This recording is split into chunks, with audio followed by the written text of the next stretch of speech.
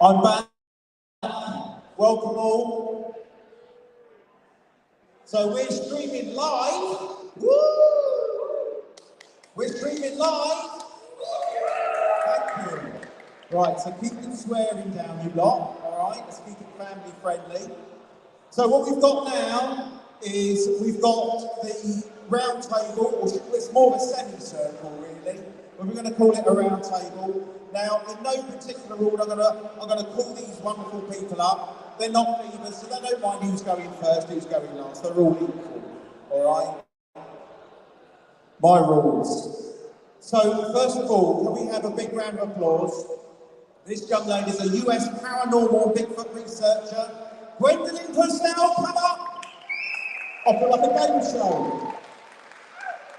Here she comes, big round of applause. Wherever takes your fancy. She wants to sit in the middle. I did say there was no divas. I'm not sure now. Right, next, a UK Bigfoot researcher. We may have heard of him tonight, I don't know. It's Daniel. Come on, Daniel. Big round of applause. Have a few. Yeah, they are divas, isn't they?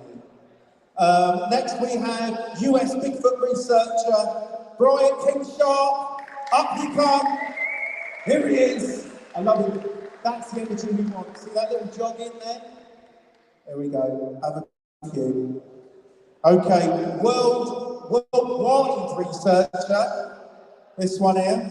Richard Freeman. Where is he? There he goes. Oh, look, he's got the longer walk up. Here he comes. Thank you. Where do you want to go? Lovely. Here he is, Bigfoot himself, UK paranormal Bigfoot researcher. It's Big Chris, give a round of applause. Give us a smile, Chris, it's not that hard. Come on, you're doing really well.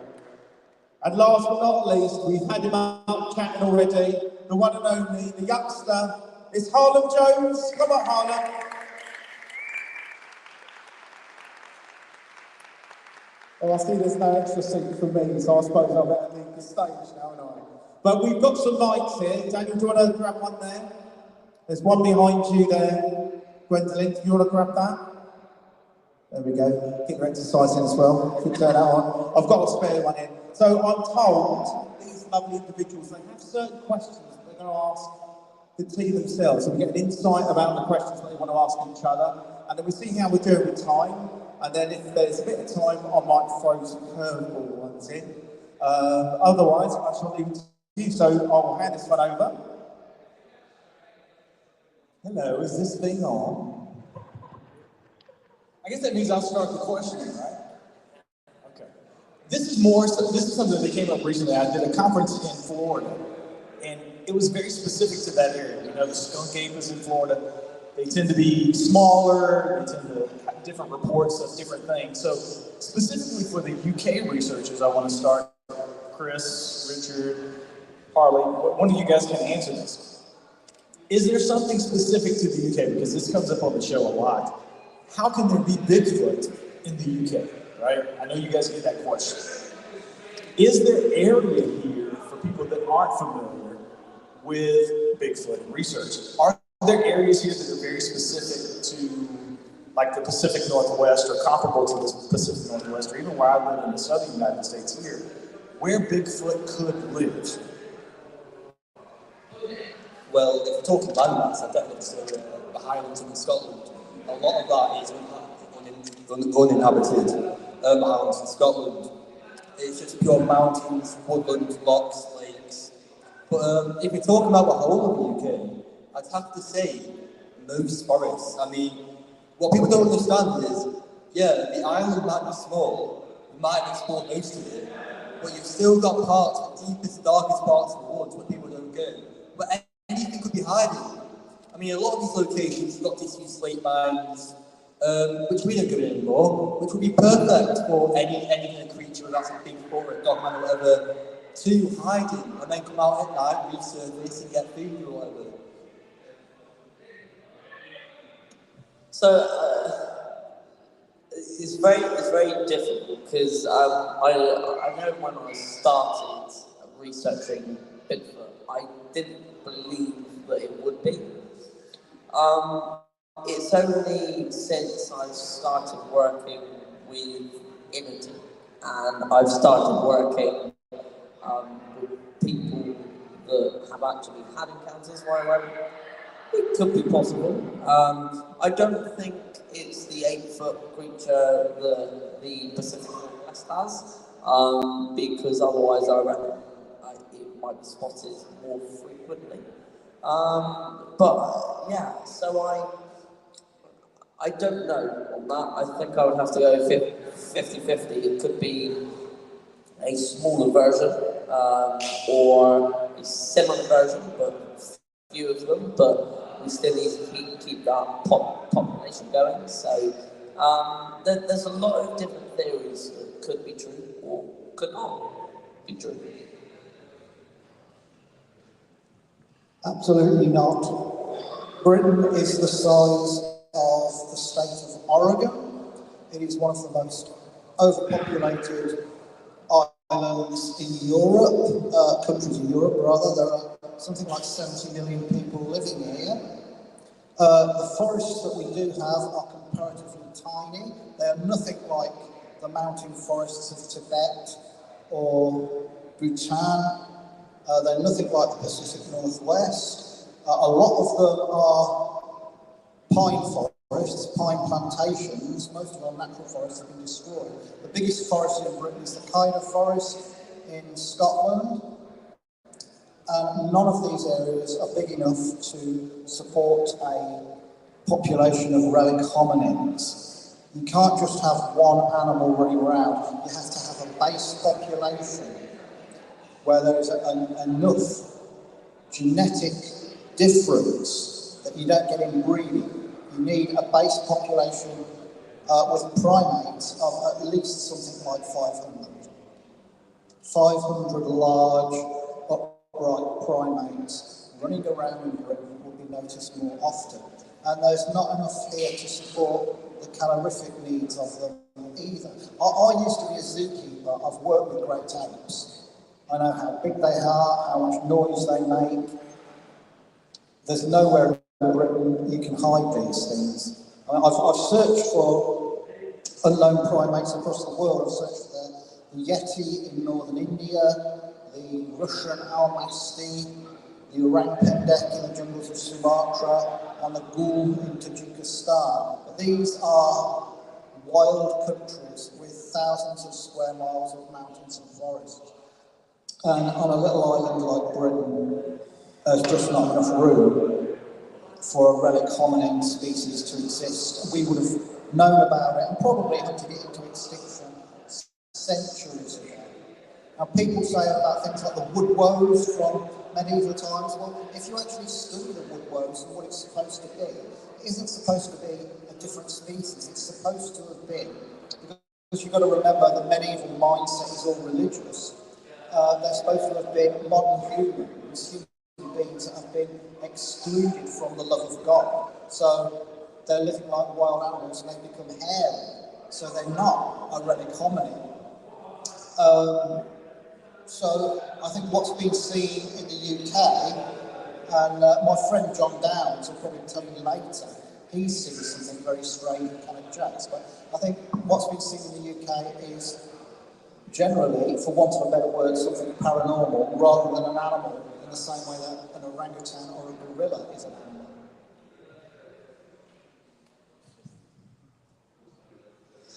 So we got two sides to the same coin there. Whether it exists in the UK or not, all I'm going to say is we're going to try and find out.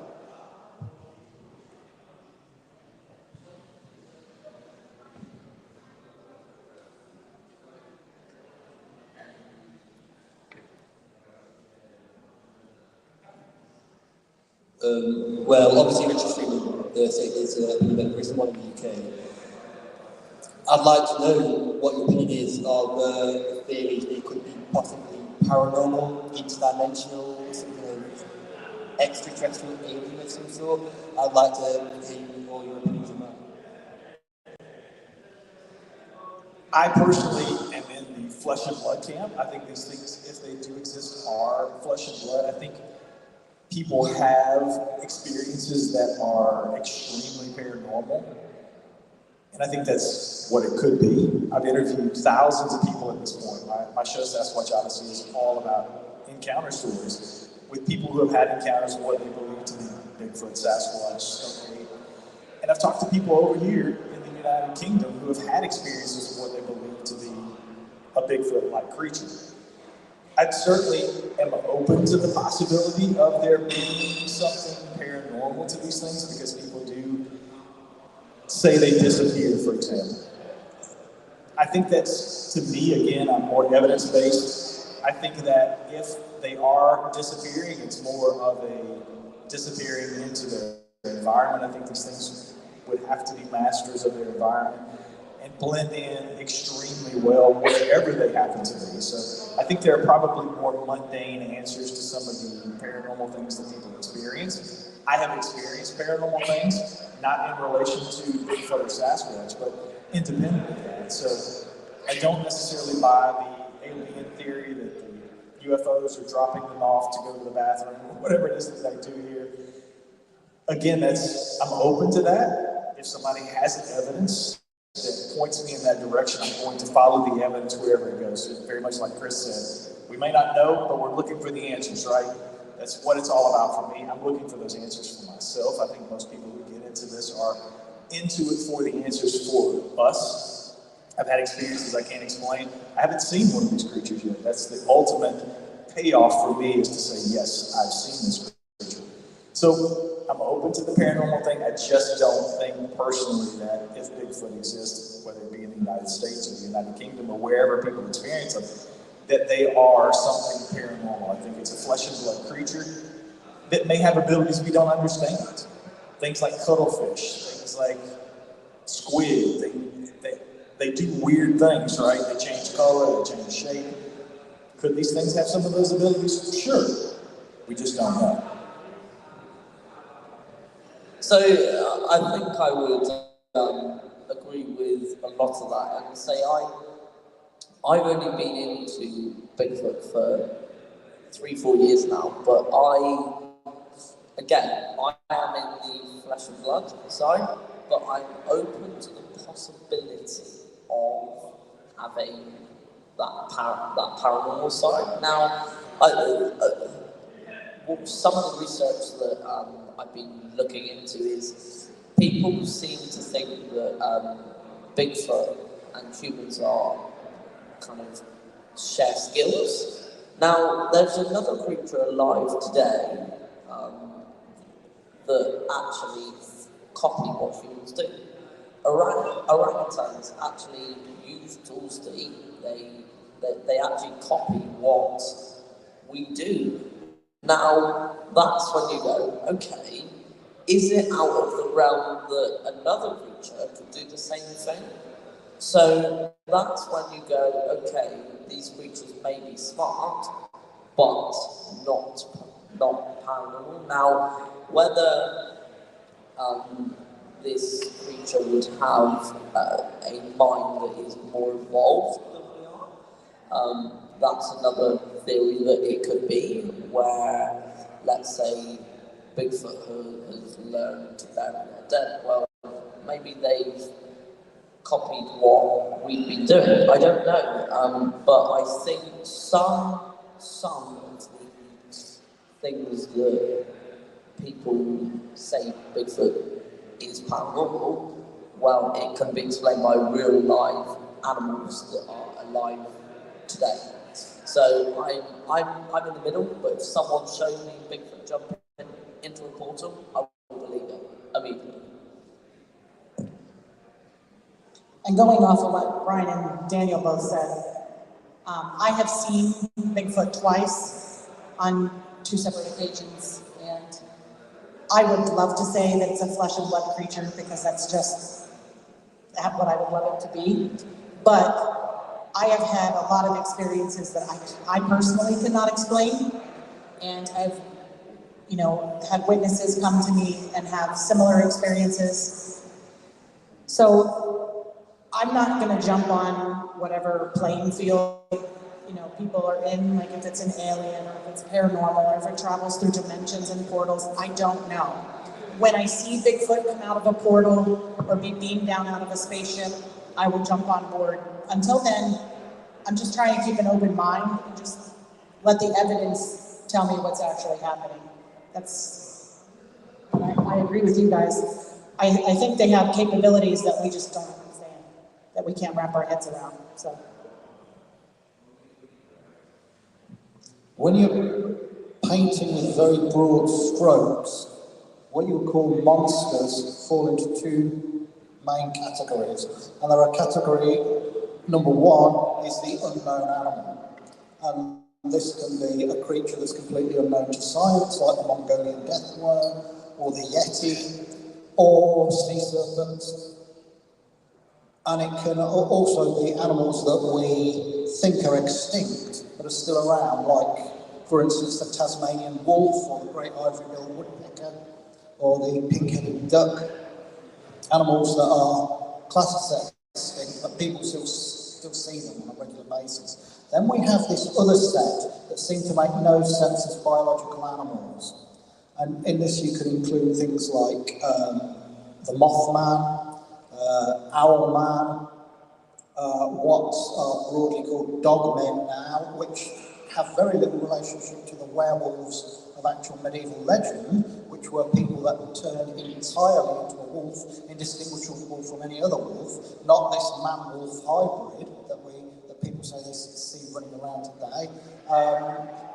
Things like dragons, which you might associate simply with medieval folklore, but I'm collecting reports, and there are a surprising number of reports from around the world of modern-day dragon sightings, everywhere from the United States to Iceland, to the UK, to South Africa. And obviously, you can't have an animal the size of a plane flying around without us knowing about it. We would know about it. It would have been classified years ago. So these creatures are, for want of a better word, paranormal. And it's a very awkward term, I don't like it. And my latest book, which is called The Highest Strangeness, it should have been here today, but there was a cock-up at the printers. But you can buy it online. This takes a deep dive into what these things are, where they come from. And there's something that I call the global monster template, and you'll see the same monsters again and again and again in every single culture. And that includes dragons, demonic black dogs, strange cats, little people, fairies, goblins and things, hairy giants, whether you call them trolls or ogres or whatever, and monstrous birds. And it's all traceable back to our Australopithecine ancestors on the plains of East Africa a couple of million years ago, when they'd come down out of the trees to exploit new food sources on the spreading savannas. They would have been preyed on by crocodiles and pythons, large birds like the crowned eagle, African wild dogs, leopards and lions, and they would be in competition with other primates, some bigger, some smaller. So it's almost as if the monsters we get from our different cultures are distorted echoes or memories of the creatures that would have been either preying on or in conflict with our own ancestors 2 million years ago. And that's what my new book's all about. Difficult to follow that. So, flesh and blood or paranormal, that's where we were. Flesh and blood, as we always say, is world's greatest hide and seek champion. But if it's paranormal, it's the worst, because there's 30,000 sightings in this century alone. So, yeah, we've still got to find out, right? It's not one thing or the other. It's not one thing or the other, it can be both.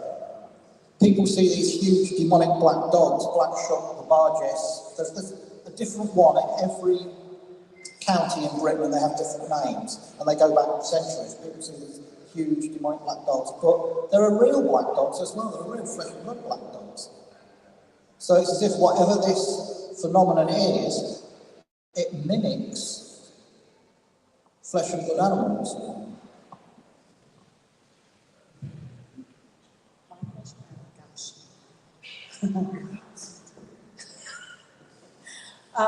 Let's see here. I in the United States am really big on getting our youth involved, out from behind their cell phones and their computers and their game systems, and just get them out into nature, whether they see a Bigfoot or they see a deer. It would be important. Do you feel that that's important? I mean, I think they're the future of our research. And if we don't get these kids involved in what's happening out there in nature, this whole thing may come to a crashing end. So do you guys feel the same way, that we need to get kids more involved in what's happening in the woods, whether it's Bigfoot related or just nature related? Absolutely, yeah. I grew up in the 70s, and I was out every day. I would go out every single day into the countryside and into the woods with my friends and, look for animals. And kids just don't seem to do that anymore. They're stuck on their phones or in front of some mind-rotting video game. I'm a Luddite anyway, I'm a complete technophobe. So I despair sometimes. So anything that gets kids interested in nature is great, and it can only be a healthy, good thing. And as we get older, and there'll come a time when we can't do field work anymore, we need someone to replace us. Yeah, I've taken my kids out looking for the beast of Exmoor a few times, and you see deer, rabbits, hedgehogs, sometimes a badger, and it's exciting. Genuinely chuffed to bits you've seen it. Not on the side of the road, but running around, still alive in the fields. Yeah, definitely.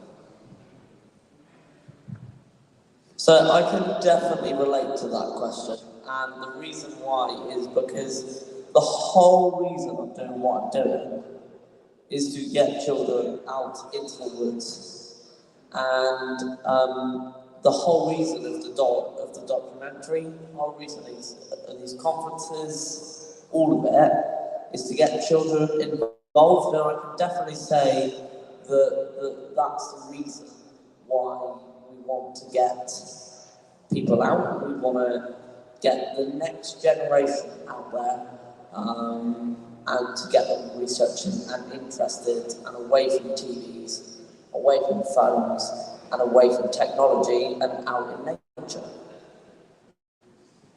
Yeah, definitely. That's one of the things that excited me so much when I met Daniel, was to see somebody your age getting out into the woods, interested in the subject. I have people who listen to my show in 100+ countries, and I go to these conferences and do talks, and my favorite thing in the world is to have people come up to the table and say, I listen with my son, or I listen with my daughter. We do this activity before we go out into the woods looking for Bigfoot, and we'll get psyched up because we're listening to your show, we hear these encounter stories, and then we go out and we camp for a couple of days. We sit around the campfire, we downloaded your show, and we listen to it as we're doing our research. And that's one of my favorite things, is to get people your age in Harlem out in the woods looking for these things, because the old guard is going to pass this on eventually, and there has to be that interest there. So I'm so glad to see that is happening, because unless, we say it all the time, Gwen and I, we were talking at dinner and on some of the car rides, people, you don't see things unless you're looking for them, right? I've had a couple of UFO experiences in the past, and the only reason that I saw what I saw was because I was looking up at the sky. How many people get a chance or actually do that? Very few people are in the woods looking for Bigfoot. That's one of the things that comes up over and over in the United States is, well, as many people as there are in the woods, there's all these national forests, and there's thousands of people who visit them every year. Most people are on their phone. They're taking pictures of trees or whatever, but they're not really looking. They're not really paying attention. So the more that the younger generation, and even people our age and other ages, I don't care how old you are, you can do Bigfoot research. If you're out looking for these things, you're going to see more than you would if you're just not paying attention. So it's great to see. I'm so glad and so thankful that you guys are picking up the torch and going to pass it on because, let's face it, I mean, we're going to hear from Dr. Jeff Meldrum later today. Jeff's not getting any younger, right? And he's been carrying this mantle for so long, especially for the scientific community. So there are young scientists in this room right now. People are going to grow up, they're going to get into science. Maybe you're going to become a primatologist or a biologist or something. Hopefully what we're doing here today may inspire you to take a look at, scientifically take a look at the subject, because very few people are doing it, and those people who have done it. The late Dr. John Bindernagel was another. Gone. He'll never be back, right? So people have to pick up that mantle and take it on. Maybe you two, maybe the next generation that do that. So I think it's very important anytime we have the opportunity to inspire younger people to get into the subject and take a serious look at it. I think we're moving in the right direction. I believe the simple answer to the question is, if we don't teach our future generations to look for Bigfoot, to get out there in nature, then we're simply never going to find it. We're never going to find any of these creatures if we're not teaching the future generations to look for them. Because what's the likeliness that any of us are going to find Bigfoot? 0 to none. We need future generations to have this interest, to look at these creatures. Otherwise, nothing's going to come from it. Oh God.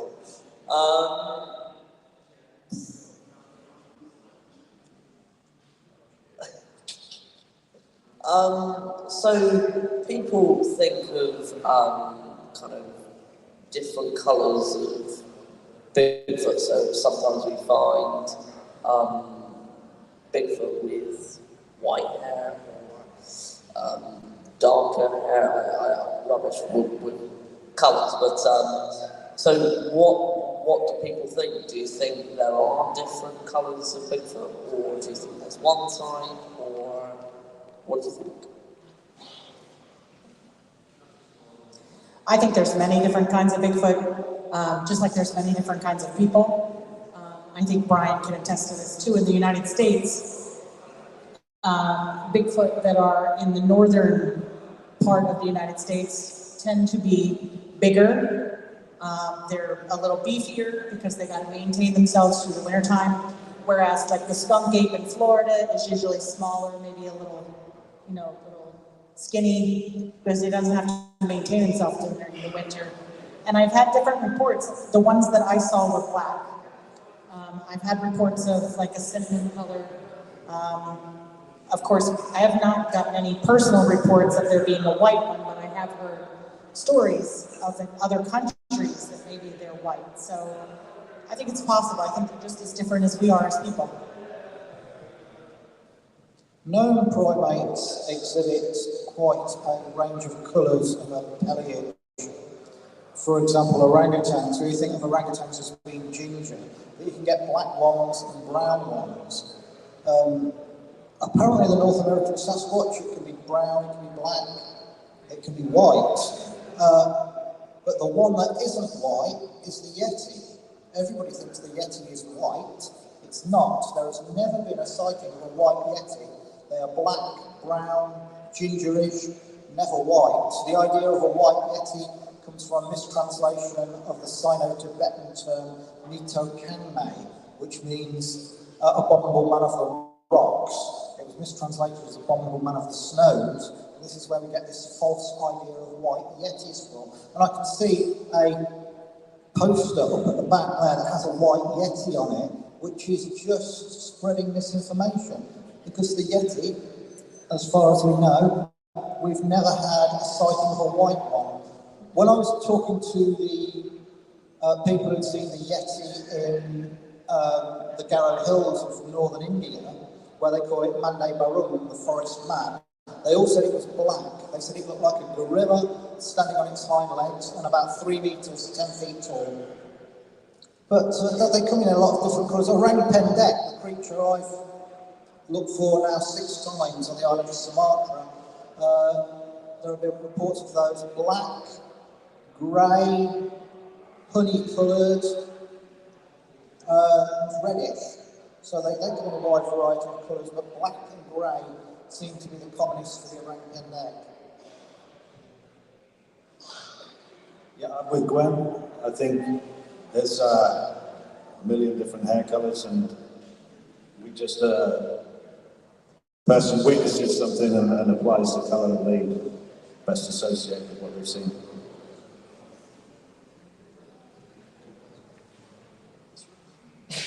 Okay, well, I'd like to ask everybody here and you don't have to confine yourself to one, but what cryptids do you think are the most likely to exist or the most likely to be proven to exist as real flesh and blood animals opposed to something paranormal? Giant great white shark. Absolutely. Seen one.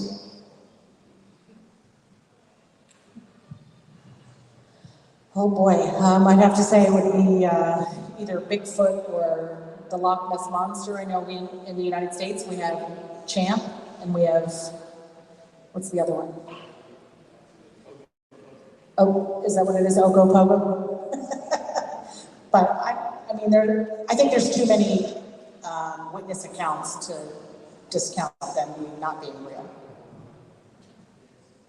Again, I'm with you, and say that one of the odd ones that I would like to address is we know big cats are real. We know that they are out there. We know that they are in the world. And we are pretty sure that they're here in the UK, but they are not proven here in the UK. And I'll pass that to Harlem in a minute, because he's done some good work. Am I right? Yeah. So I would say, yeah, Bigfoot, Loch Ness, and I would say big cats would be on the list as well. I would definitely agree. I think Bigfoot for me is at the top of the list because it makes the most sense as far as being a physical creature, actually with the possibility somewhere in our lineage, maybe a Gigantopithecus, something along those lines. Australopithecines, other characters could fit the bill, but I think Gigantopithecus for me would some sort of an offshoot of that. But I think big cats. I think when we say cryptids, a lot of people automatically think fantasy. Not the case, right? It's just an unproven animal, right? Thylacines for a long time were thought to be gone, and they became cryptids, but yet people saw them for decades. And we know that they existed way beyond when they were thought to be gone, right? So I think that's a good example, but I certainly think Bigfoot, big cats, and some of the lake monsters or even sea monsters that people consider to be cryptids, I think they're probably unknown animals that just haven't been proven yet. So I think those things are probably the top three for me. 100% big cats. Early this year in January, I saw what I believe to be a black leopard while I was in the Boston Lake District. Cumbria is my main area of research when it does come to big cats, though I have found proof elsewhere in the UK, such as the cliff tops of Speeton, where I found human footsteps or tracks. Now, one area close to the town of Kendal in the lakes, myself and a few other investigators were studying a group of sheep kills. You could tell it was a big cat because the necks, you could see bite marks on the necks and teeth. The mouth had been stripped off. Parts of the legs, you could tell where a feline had been licking to get to the blood. But definitely big cats. I mean, the amount of people that see big cats, it's insane. I mean, there's a big cat sighting in pretty much every county, every small area. Look at the other way, they're feasting on sheep, they're feasting on deer. People have found deer up in trees, which most likely is due to these large predatory felines.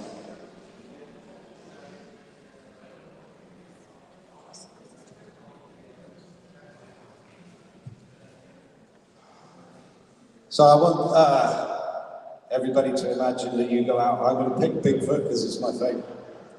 You're in the forest, you fall asleep, and wake up and you have your phone and you get some really clear footage of a Bigfoot tearing a deer's leg off and eating it. And it's just not a man in a suit. It's a Bigfoot tearing tearing a leg off and chewing down on it. Now you've got superb evidence. You know where it is and where it's at, and you know that's going to attract a lot of attention from the right people and the wrong people. Are you going to tell anyone and destroy that creature's life and habitat for your own fame and glory? Or are you going to keep it to yourself and just tell your close friends?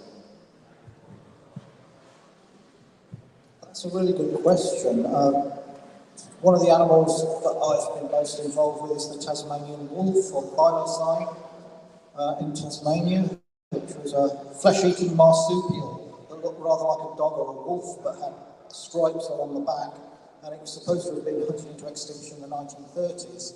The last one died in the Maris Zoo in Tasmania in 1937. It's been called the healthiest extinct animal you'll ever meet, because since then there's been 4,000 sightings, including by a park ranger and a zoologist. And I think if I filmed this creature in its habitat, I would release the film, but I wouldn't say where it had been filmed. I would only give that information to other scientists and conservationists and zoologists. And the same would probably go for any other cryptid. The same would go for a Sasquatch or an Orang-Pendek or anything like that. I'd probably release it, but not tell people where it was. I think your question was, what would we do if we get it? Honestly, for myself, I'm not doing this research to prove to anyone else other than me that I'm not crazy. I saw what I saw, and if I came face to face with it, after I have a heart attack, I would probably just let it go. Well, and I think I've been in this situation before, I'll say, where I haven't had an actual Bigfoot encounter, but when I found my eDNA, myself and Jill Roberts / Nam, we decided to keep that location quiet because we didn't want everyone running up there until we properly went through, because if there was something else or something that would actually prove something. Now, I'm not saying that this DNA is this, or I'm not saying, but if it was, let's say there was bones from something there, we would want to keep that location quiet, and I still do to this day.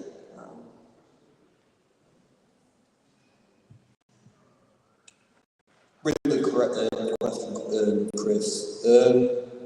If I got a clear photo of any cryptid, whether that was Bigfoot, a lake monster, I don't think I'd release it online. I think I'd want to keep it to myself. I'd share it to a few close friends, close researchers I can trust.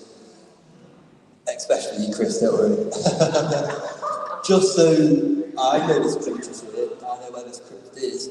So myself and these trustworthy investigators can go up there and study it more. Since we know it's there, we've got this clear photo of it.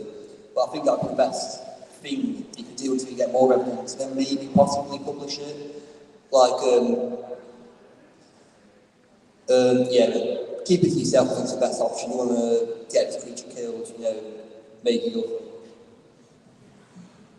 I think the short answer for me is absolutely not. Even if it was HD quality, high definition, close-up video of one of these things, the Patterson-Gimlin film, right? We've been debating the Patterson-Gimlin film since 1967. It's still debated to this very day. Done entire episodes of the show that lasted an hour plus on nothing but the Patterson-Gimlin film. Is it real? Is it a man in a suit? The Freeman footage from 1992. We're still talking about the Blues Mountains footage.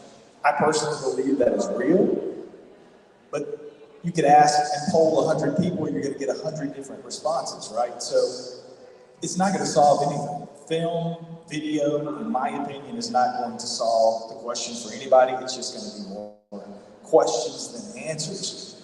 So no, I definitely, for the very reasons you were talking about, Chris, and some of your panelists have said, but just for me, it would just be more questions than answers. I would know it was real at that point, but I don't believe that anybody else is going to see that. There's so much footage out there now that is highly debatable. And with AI and some of the things that come along, I mean, even Photoshop, people do amazing things with video in Photoshop. So I don't think it's going to solve anything. It would for me, obviously. I could say, okay, I got the video, I know it's real. It's not going to do anything for anybody else. But this brings up a question that I want to pose to the panel. It's one of the things that I have been talking a lot about recently. There's so many people and research groups. Gwen is part of a research group back home. I have a group of people that I trust. I don't necessarily have a research group, but there are a lot of people, like the North American Wooded Conservancy in Area X comes to mind back home. They're trying to collect a specimen for science. That's one of their things. But they're also trying to get video, trying to get photographs, and they're documenting tons of encounters with these things, rock throwing, vocalizations, you name it. But there's so many different groups. We're all individuals. We do things differently. Gwen, she has different areas she goes to. Harlan, you obviously have your areas. Daniel has his areas. Chris. So we're all operating independently. But here's the question I pose to you guys, and this is something that I've been thinking a lot about recently. And it applies everywhere. Whether it happens in the UK and it's a different cryptid, maybe it is a Black Panther here, maybe it is Bigfoot back home. Is there a way for us to come together as researchers and have sort of a standard operating procedure, if you will? I was a police officer for 16 years back home. We had standard operating procedures for how to start your car in the morning. Because if you step outside those SOPs, there's ways to correct that and bring it back in. It gives you the opportunity to have a guideline for what you do. Everybody can research the way that they want, but this is the thing that I posed to several researchers back home recently. Can we come together as researchers, and even how do you start that conversation with coming up with a standard operating procedure if we do find a specimen? Harlan, you may be out hiking next week and you find a body that just passed away naturally. You don't necessarily have to go out and shoot one of these things, but let's talk specifically about Bigfoot. What do we do? What's the standard operating procedure? Who do you call, and how do we start that conversation as researchers? If you find a specimen, to say, do we call the news? Do you call the police? Do you call the government? Who do you call? What do you do?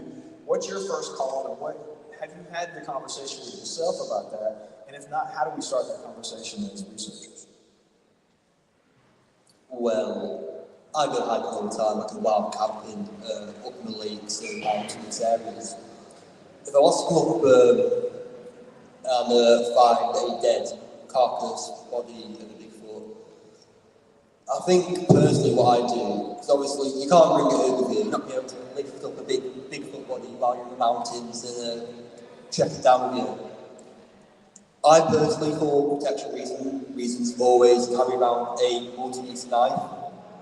So I think personally what I do is take a sample from the specimen, whether that be a finger, a hand, something that I can fit in a bag, take back with me, just so I've got a piece of that elusive creature which no one believes in, just so I've got that proof, that evidence that yes, it does exist, but I think you have to call someone, because great, you found this, you need other people to see it, you've seen it, sure that's good, but who's going to believe you?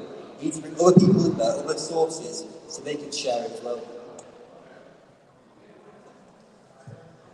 I really didn't understand that because I really didn't. So, could you repeat it? There's a lot of pieces to the question. I guess the simple question is, have you considered what your standard procedure would be if you were to come across a carcass? And if not, how do we start that conversation with other researchers? Because everybody's basically doing their own thing. And I feel we need to have some sort of a understanding commonly amongst researchers that this is the way we handle it. Obviously, individuals are going to do it differently. As Harlan said, you got to take a sample or whatever. How would you handle that? And if you haven't thought about it, how do you think we start that conversation amongst the researchers? Right. So I think so.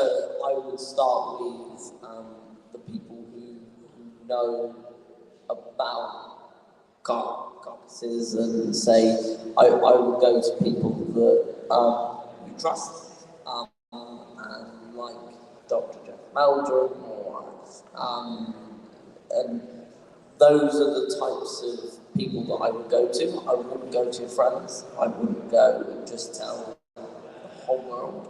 I would also keep it very, very low and not announce it on social media and not kind of go, oh look, I found this in the woods the other day, and because you'll have hundreds and hundreds of people up there, or you'll have people call that fake, or so keep it very, very enclosed, like let's say like an NDA. You keep it very, very closed in what you say, just so that you don't contaminate anything or.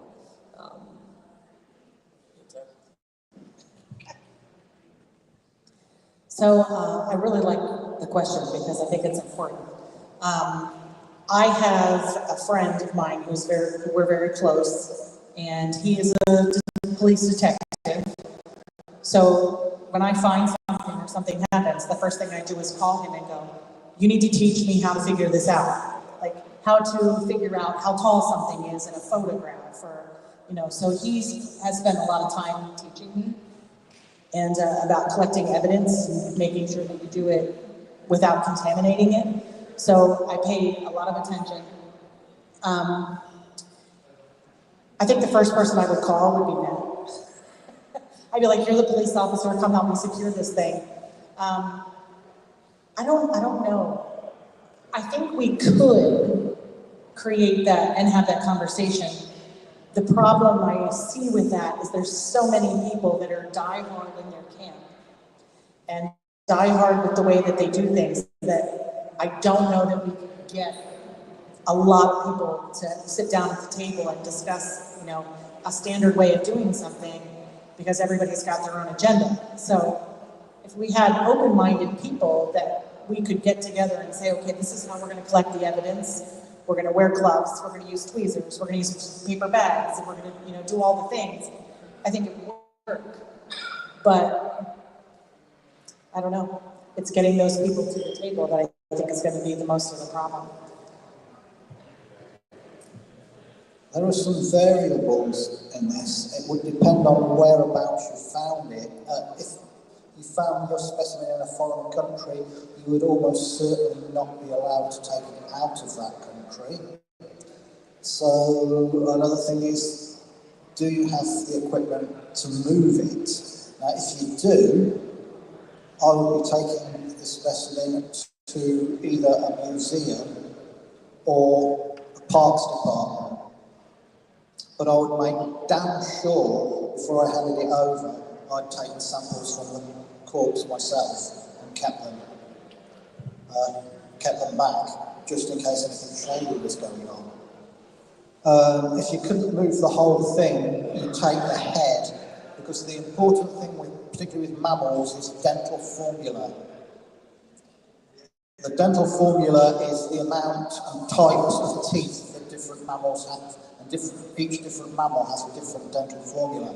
And it's worked out by each quadrant, each quarter of the jaw, so the quarter of the upper, other quarter of the upper, quarter of the lower, other quarter of the lower, and the amount of molars, premolars, canines, incisors, it's all different. So if you've got the skull, that's the important thing. But ideally, if you could move the whole thing, take it to a museum, take it to a parks department, but keep stuff for yourself in case it goes missing. Because in the past, there have been cryptid bodies allegedly found, and they've mysteriously gone missing. Yeah, I would certainly, like Richard says, keep a sample for myself, but I think you get to the point where you are an investigator out in the field, and once if you find something, it's the next level, which is beyond my capabilities. So to have a recognised institution in place that you could approach with, that would be the way ahead, yeah. Like Gwen says, getting everybody on the same page. Tough. All right, we've got 10 minutes. We'd like to make this interactive. Does anybody in the audience, I think we've got time for one question that we can go through. Anything you're dying to answer that you want to ask the panel? Any of us? Individuals? Come on. Speak now or forever. Come on. Look, you can't let them do all the talking. Come on. Anyone got? There we go. On the subject of paranormal, what's your thoughts on it? Because realistically, a Bigfoot could be a relict hominid or a giant ape, but then you move into the paranormal, the UFO, they come from another dimension.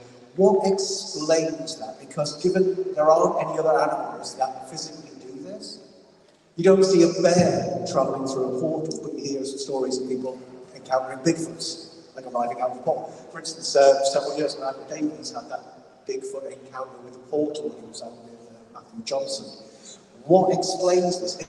Is it like John Keel's mythical, beyond our kind of realm of possibility? Or so, yeah, give me a lowdown on high strangeness, please. I've been nominated to start, so I guess it goes back to what I said earlier. I think I agree with you that I'm not sure any other animals do this, so it's hard to explain, right? And we have to be honest. I say this on my show often. We have to be intellectually honest. When you're dealing with a subject like this, there are several different types of people and different types of encounters. Sometimes the encounters literally only happen in people's minds, and I think we have to be open to having that conversation. That some things could be going on and happening that they're interpreting as one thing that could be something else.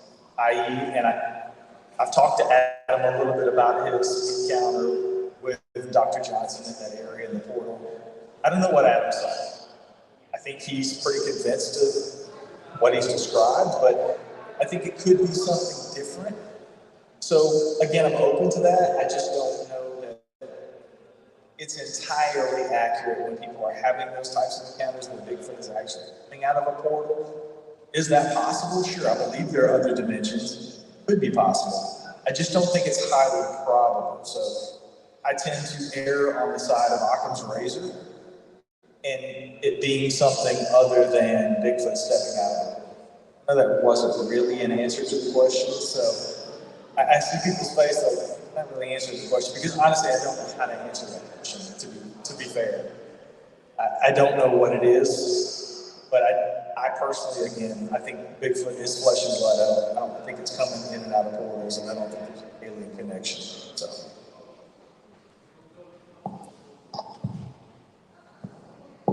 Over the years, my personal opinion has definitely changed from, it's paranormal to blood and flesh, back to paranormal. Now, I think with this question, you've got to look into witness testimony, especially in America with hunters claiming they've shot these beasts and seemingly done nothing to them. They've walked off, ran off with no damage done. But no normal unfleshed creature is tank bullets like that. Any creature is going to die and bleed out and leave if they're shot, especially in the head area or anything like that. But personally, I would definitely not. I don't know. I just don't know. I think we just need to carry on looking more into it.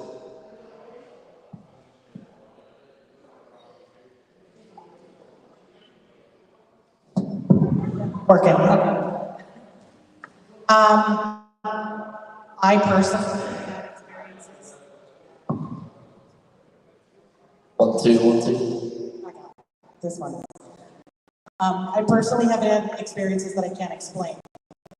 Do I say that that's not because I think Bigfoot is or isn't paranormal or isn't real? I just have things happen that I can't explain, and those experiences I have heard from other witnesses, the same experiences. So I just have to put it in the library of my research, and hopefully we get the answers one day. Nobody ever knows.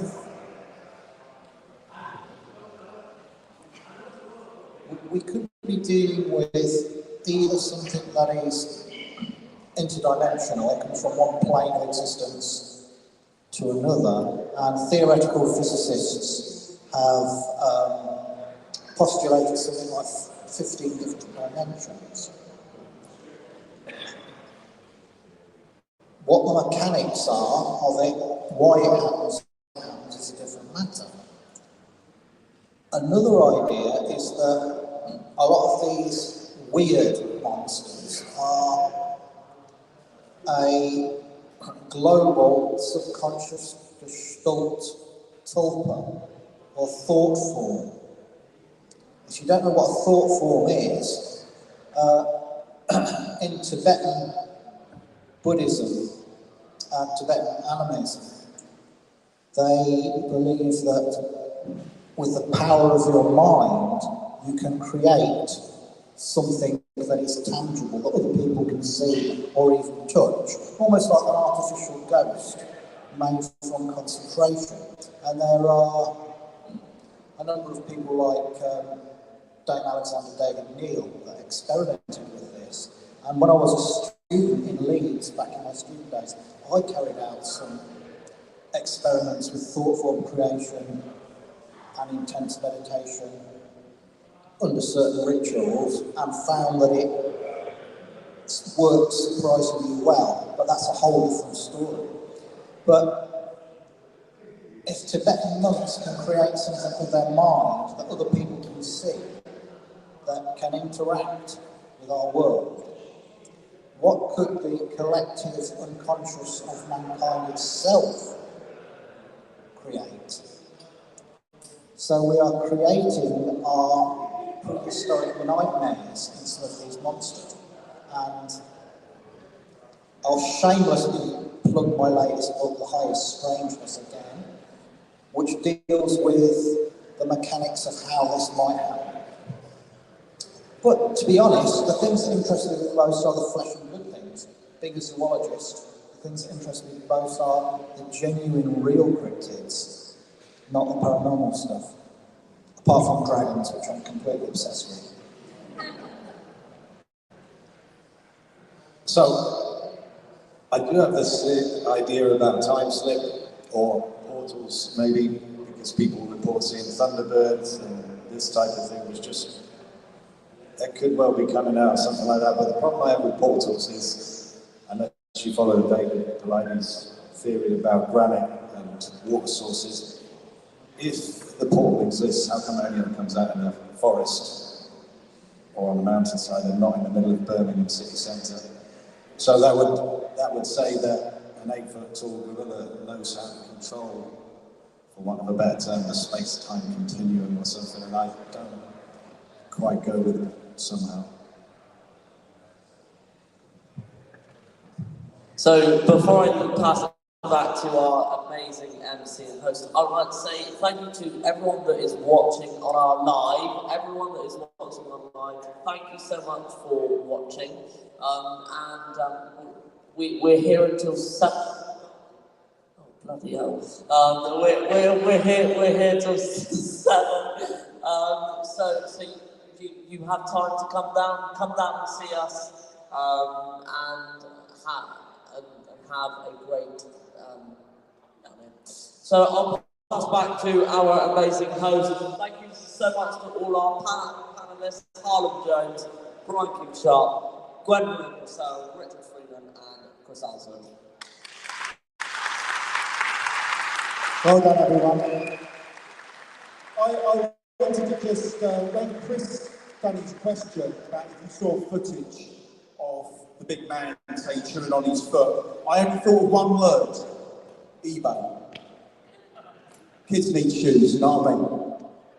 I joke. Thank you, everyone. Oh, thanks to them as well. Look, they're well trained. Taking their chairs off. Right, we've got another spin. Now, before we do that, I think we need to liven ourselves up. I think a little bit of a Mexican wave. Starting with the lovely young lady there. Are you ready to wave your arms in the air? You know how it works. Just wave it across and then back again. You ready?